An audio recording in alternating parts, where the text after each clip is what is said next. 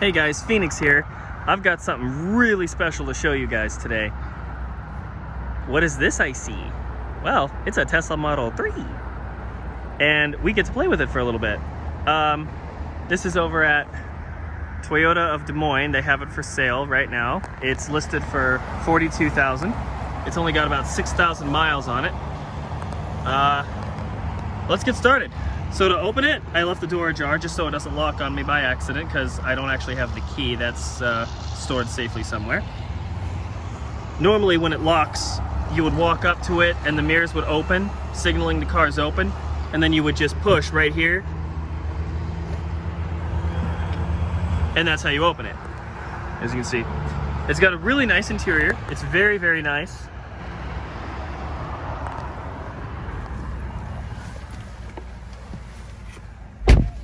Man, this car is comfortable. Like, these seats are unbelievably comfortable. You would not believe it. It is extremely comfortable.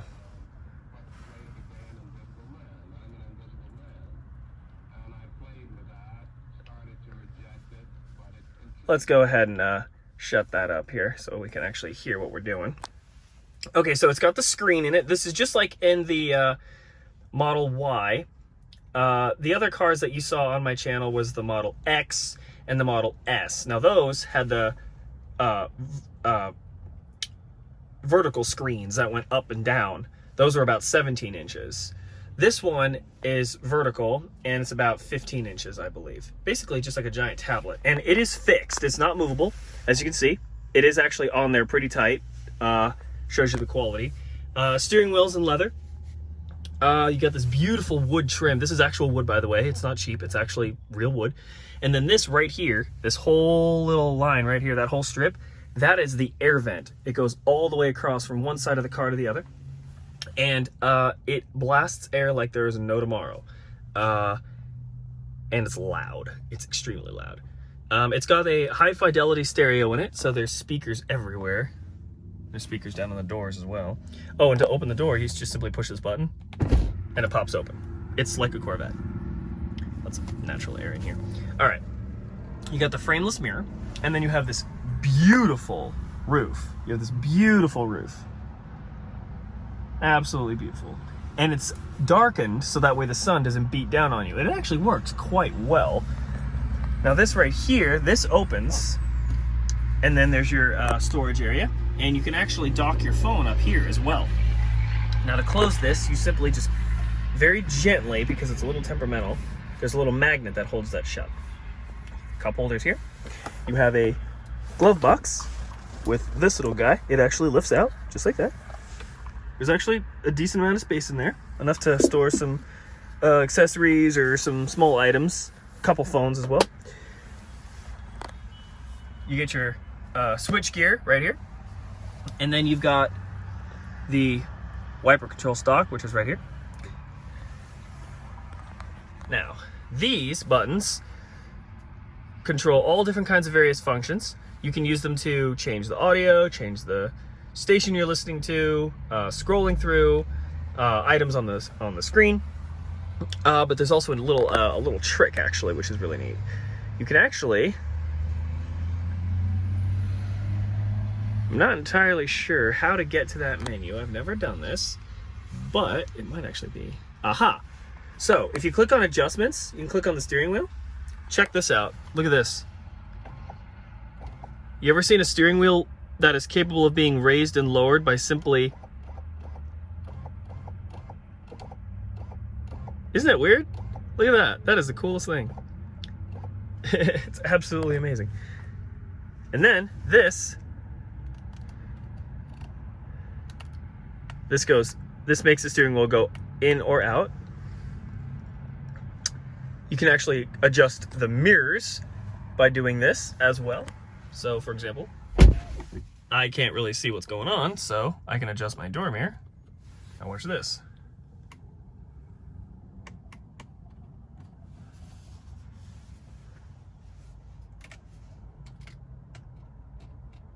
You can adjust your mirrors, just like that.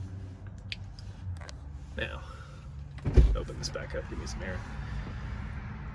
Now, to open up the bonnet and the boot, It's just like in the Model S's and the Model X. You simply push the button at the top, push the button at the bottom, and it pops them each open. You go around and pop it open.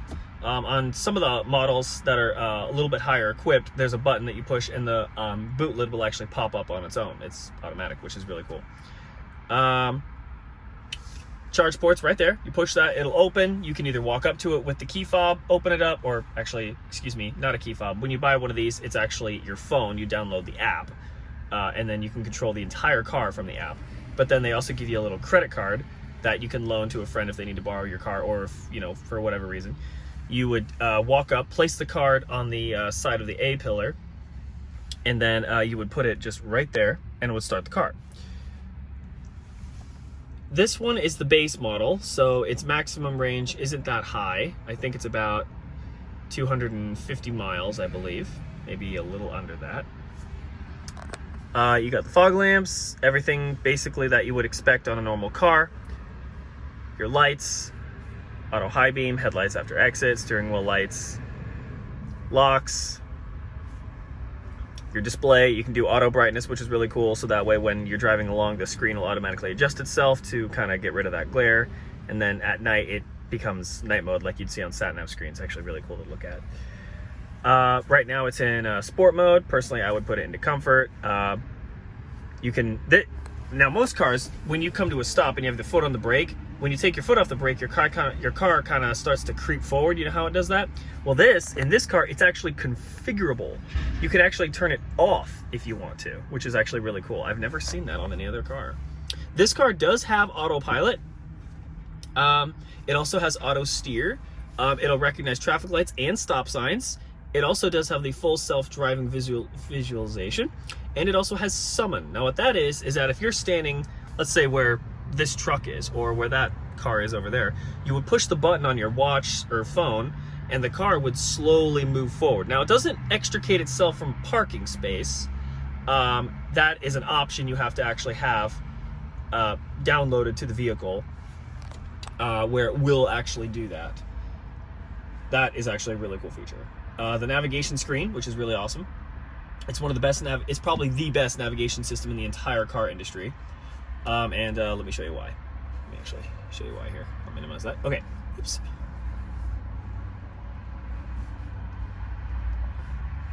Okay, how do I get rid of the radio? Ah, there we go. Nope, I do not want you up here. Get rid of you. There we go. Okay, now I can just cancel that. Okay, so now, now, before I begin, this is actually, because in the Model S and in the Model X, you probably noticed that there was a screen behind the steering wheel. In this car, there isn't. It's all right here. So this little piece, this little area right here, this white little box, that is fixed. It doesn't, you can't do anything with that. That is literally your driver display. It's your instrument cluster. You cannot move it. And that's one of the benefits of having a larger screen, because then that is always in your line of sight. And then you also have your all your infotainment. Now, just like in the Model S and the Model Y, Model X, all the Teslas have this same sat-nav system.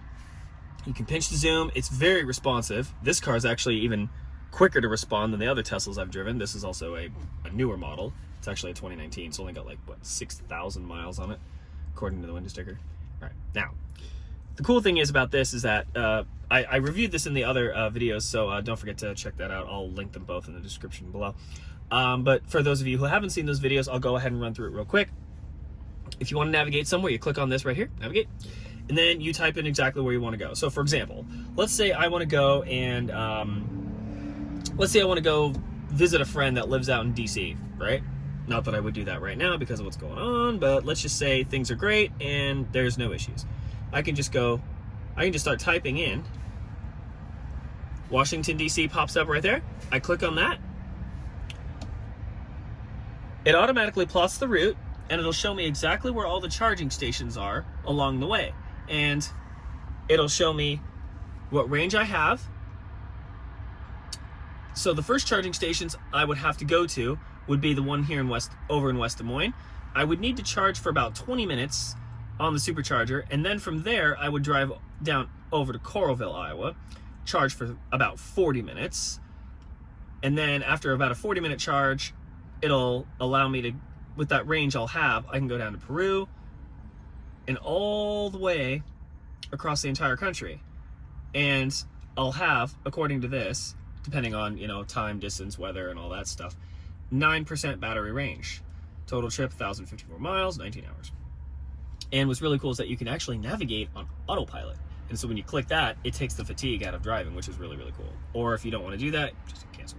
It takes you right back to where you were. Like I said, it's one of the best sat-nav systems in any car that I've ever seen. It's probably the most responsive, the most intuitive. I mean, I think it's better than even the highest end cars, like, you know, the latest BMs, Mercs, and even Audis, or even Bentleys, or even Rolls Royces. It's far more intuitive. Going back to navigation, trip planner, it'll automatically figure out where you're going. Online routing, it generates optimal routes, and it also figures out real-time traffic conditions. The car also will tell you if a route takes longer than 10 minutes. It'll automatically reroute you, and it's customizable. Of course, like most sat-nav screens, you can choose to avoid a ferry, or a toll, or HOV lane if you wish. Oh, and to open the glove box, just push the button, pops right open. Close it, and it's completely flush in the dash, like you don't even know it's there. It's really neat. Safety and security. The parking brake has to be on. Speed limit, you can limit it electronically, so the car will not actually go over the speed limit, which is really neat. So if you're letting your teenager drive or something like that, I believe you can actually set that. Service, it'll automatically tell you exactly what's going on. You can do your wheel configuration, software updates. Now, this model does have the full self-driving capability and premium connectivity.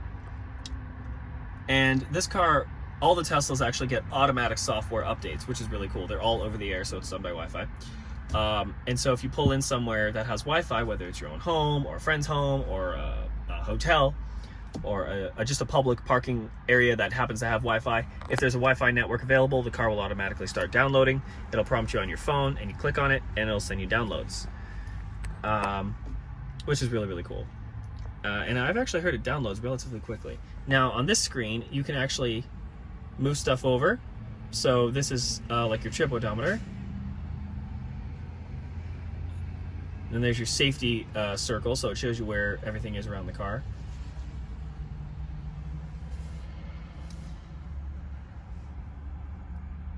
There's your camera system. There's cameras on the wings. There's cameras behind you. And what's really cool is that this car has a feature called Sentry Mode. Now, when you get out of the car and close the door and lock it, a little red orb appears on your screen, and it says Sentry Mode. The car just made a funny sound. It says Sentry Mode, and it says you are being watched. And so if somebody gets too close to the car, it automatically starts recording, and then that message pops up warning a potential, well, burglar, I suppose, is what you'd call them, from messing with your car. It's a little deterrent. It's kind of neat. And then there's also another feature that, you know, you ever been in one of those situations where you're wandering around and you see like an animal or something in a car, and you're thinking, oh my God, the poor animal, you know, gotta get him out, you know. Your first instinct is, you know, break open the glass, you know, or if it's a child, you know, there's been that recently, which is really awful. You know, people need to be more aware of what they're doing. In this car, you can actually turn on a feature. It's called dog mode. And what that does is that if you have a dog in the car, you turn that on, it'll automatically keep the car cool for you while you're away. So that way, if people walk by your car and see that you have a pet in the car, they'll see on the screen, it says, don't worry, the AC is turned on, the temperature is such and such degrees, my owner will be back soon. And it shows a little image of a dog on the screen, which is really cool. So that way, people don't think your dog's boiling alive in your car. Great little feature. Here's your seat controls. Oh, there's your heated seat. I don't think we need that on right now. It's 100 degrees outside. There's the air conditioning. That's nice. There we go. Okay, here's the cool part. You can actually completely customize this. See, there's dog mode right there. You click that and it'll go into dog mode. Climate will turn off after you leave the car. That way it's never running. And then these are all customizable, which is really neat. It's on a low setting right now, and I'm feeling it quite well. battery percentage there. Oh, charging as well. Here's your charging menu. So you can actually set the limit of where you want the battery to stop charging. So if you only need the battery to go up to about here, you can set that. But if you want to just not have to worry about it stopping, you just want to charge it, you can do that. You can also set the charge current to limit how many amps you want to allow the car to have. 32 amps is what the supercharger would be delivering to you. 12 amps is what you could get out of like a 120 volt power outlet, like the kind of thing you'd plug a lamp into, that kind of thing.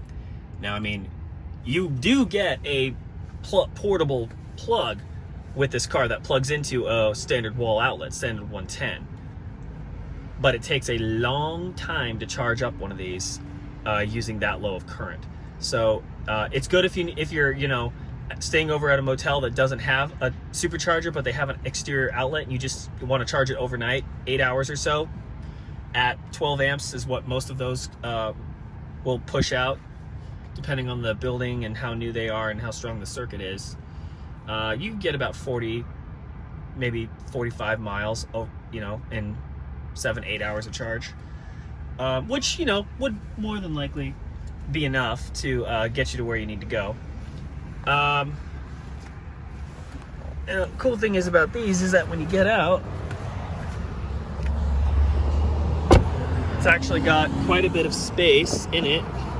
You open the door the same way. There's your back seat. I'm 6 feet tall and I can fit in the back of that car, so I mean, even if the Pope needed picking up somewhere, I think you'd be fine. Tailgate, there's quite a bit of space in here. Lifts open like that. It even comes with spare wheels. Well, actually, these are the wheels that go over here. Those are actually the Aero wheels, so it's actually more efficient that way. On the luxury models, you can actually get a power liftgate, which is really cool. Whoop, there we go. The charge port is actually right here. Here's your charge port. That's where you go to plug it in. Tap it and it closes, just like that. As you can see, it's all just glass over the top, which is really cool. There's one of the cameras there as well. There's a camera also here. And then looking at the front of the car, it's got quite a really cool profile on it. I mean, it just looks mean. Oh, and this little guy right here, when you open this, it's actually called the frunk because it's got 2 trunks. And you can actually store some stuff in there, which is really neat. And then to close it, they actually say they don't want you to slam it. So you just take your hand, push firmly, and it'll go down. So that's a quick look at the Tesla Model 3. Hopefully you guys liked the video. Don't forget to like and subscribe, and we'll see you guys on the next one. Take care, everybody, and be safe.